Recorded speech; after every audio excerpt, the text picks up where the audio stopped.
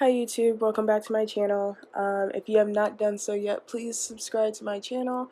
Also, if this is your first time on my channel, I'm Caleb. I use he, they pronouns. Very new to YouTube, and I recommend you go ahead and watch my introduction video if you want to learn more about me before just jumping into this story. As you can see from the title, I'm going to be talking about my sexual assault story, and before I do so, I wanted to go ahead and provide a little bit of background and a trigger warning. So for some background, this video is going to be divided into two parts. Part one is what you're watching right now. It's going to be more so about the sexual assault itself, and part two will be about my path towards healing and the aftermath of being assaulted. Um, so yeah, trigger warning, I am talking about me being sexually assaulted, but I don't actually mention anything graphic or explicit about the sex itself.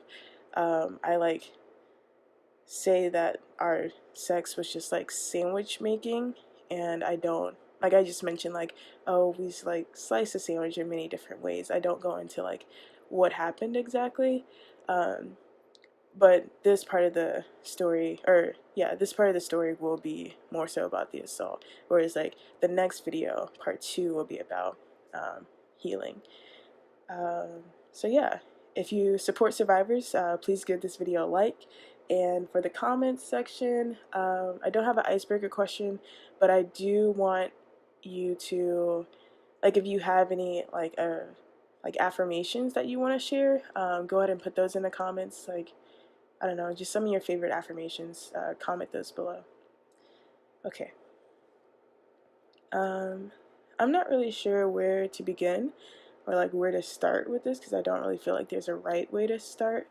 But we'll start with dating apps. So dating apps were a big hype, and kind of still are somewhat. And so I downloaded Tinder and I downloaded Grindr. I didn't really get into Bumble. So I did that, and I wasted a lot of time on these apps, mostly at night. It was a lot of messaging back and forth, boring conversations that started with hey. Um, After a while, I learned the culture of Grindr specifically, and I decided to change my profile picture and redo my bio and add myself to a tribe.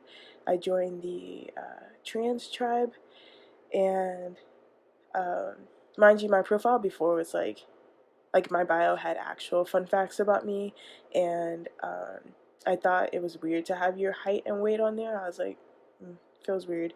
But I changed all that, and it was pretty exciting because I finally got a lot of taps and DMs, and I was finally exploring what it meant to be poly, and what polyamory means to me, and that was one of my New Year's resolutions, so I was happy about that.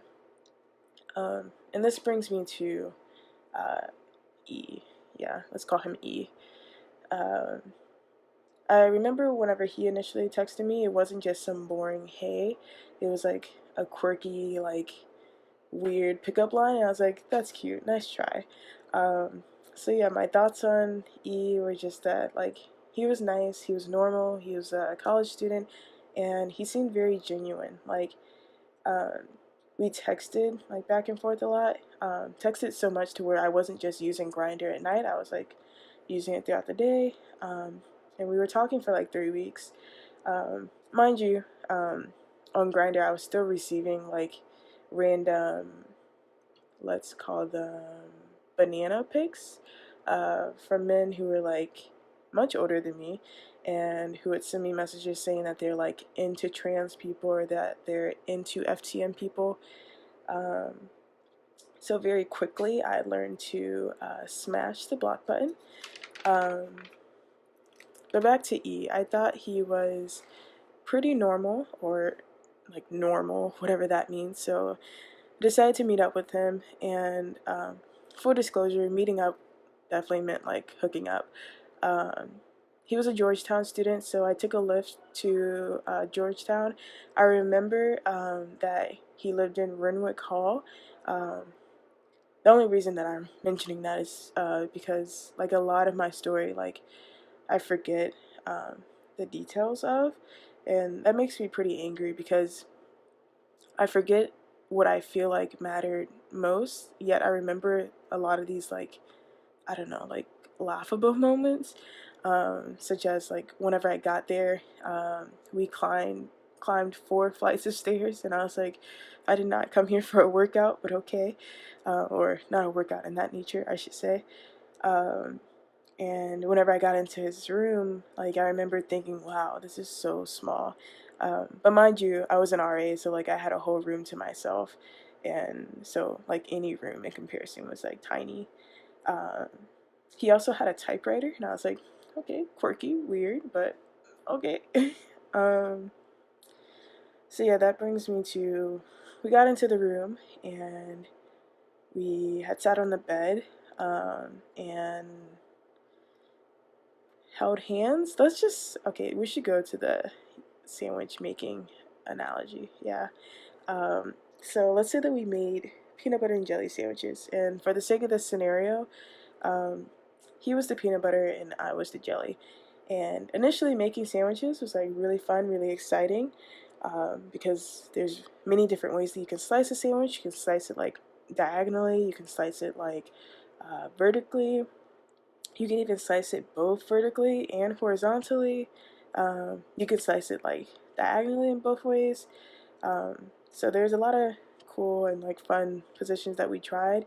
But at some point, I didn't want to do it anymore, and I told him like, hey, can we like stop? Hey, like slow down. Like, can we not? Yeah.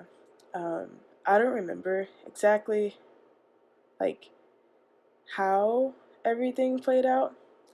Oftentimes, I think it's like my brain trying to protect me whenever I forget these things.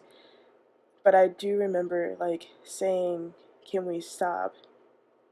And then him, instead of stopping, slowing down and then being like, "I'm almost finished," and then speeding up, and that's when it happened. He wanted to make peanut butter and jelly sandwiches, and I didn't.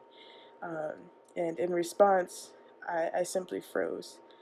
Um, and that's what I remember most vividly. Um, Being on the bed, seeing his ceiling, feeling, I don't even know how to describe the feeling, but I remember that feeling the most. The feeling of just being frozen while he finished.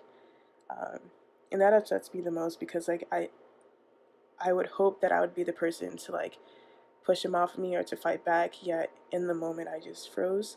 And I don't remember much about what happened afterwards. Like, I think I mentioned like the time or something, and at some point I was in a lift on my way home. Um, and even in the lift ride, I don't remember anything, which is like weird because usually I'm the type of person that like talk to my Lyft driver like a lot. um, but I don't remember. But what I do remember is that once I got home, like once I got back to my room, I felt like immediate relief. And then I saw that he messaged me, and I felt like stressed all over again. So I was like, oh, I'm just gonna delete Grinder. Like, we're done with this. And I decided to like call my soulmate, and she didn't answer initially. So I like FaceTimed her again, and still no answer. And so that made me pretty sad. But then she called back within like 5 minutes or so. She was like driving home, so she was in the car for at least like 2-3 hours. So we just talked, and while we were talking, like I just had lots of thoughts, like racing thoughts, and like I was just wondering, like, what just happened? Like, why do I? Because at the moment I was like laying on my bed, like sad, and I was like, why do I feel so sad? And after thinking through these thoughts, at some point I just started crying, like silently crying. And eventually I was crying so much to where I was like, oh, I need to mute the phone. I was shaking, I was breathing heavy, and like my heart was racing. And looking back, this is like textbook definition of a panic attack. Um, but I don't know. I just had lots of feelings and like lots of racing thoughts, and like I felt really overwhelmed. Again, I don't know what stopped me from crying or like how I eventually stopped crying, but I remember the time, and I remember that I was supposed to help out with the interview. So I was like, I need to go to this interview because we were hiring new RAs, and I was a current RA, and they like wanted like RAs to help with interviews, so I had signed up for it. And I was like, oh, okay, this would be quick, and it'd be like a nice break away from all these thoughts. So I went there, and I got back to my room, and all the feelings just immediately rushed back, and like I just, no matter how hard I tried, I just couldn't forget what happened. And so then I decided to text my friend. I say my friend, but at the time he was also like my co-RA. So I texted him to like come to my room or something like that because like I felt sad or whatever, and I'm pretty sure he had like no idea what he was walking into. And also, whenever I was explaining what happened, I think he felt like immediately sad, and I don't remember exactly, but he had said something along the lines of like, it sounds like you were sexually assaulted. And I think I don't remember that because I wanted to forget that so badly. Like I didn't want to be a part of this like group of people who had been sexually assaulted. I was like, no, that can't be. But yeah, it was. And I came to accept that. And because I had disclosed to him, and he was an RA, he had to call our community director. And again, I forget a lot of parts within my story, so I don't remember what happened between him calling and them coming. Um, I say them coming because not only the community director came, but the associate director came. And I just remember worrying about whether or not my room was clean, and worrying about like not having like water bottles to give them whenever they came in.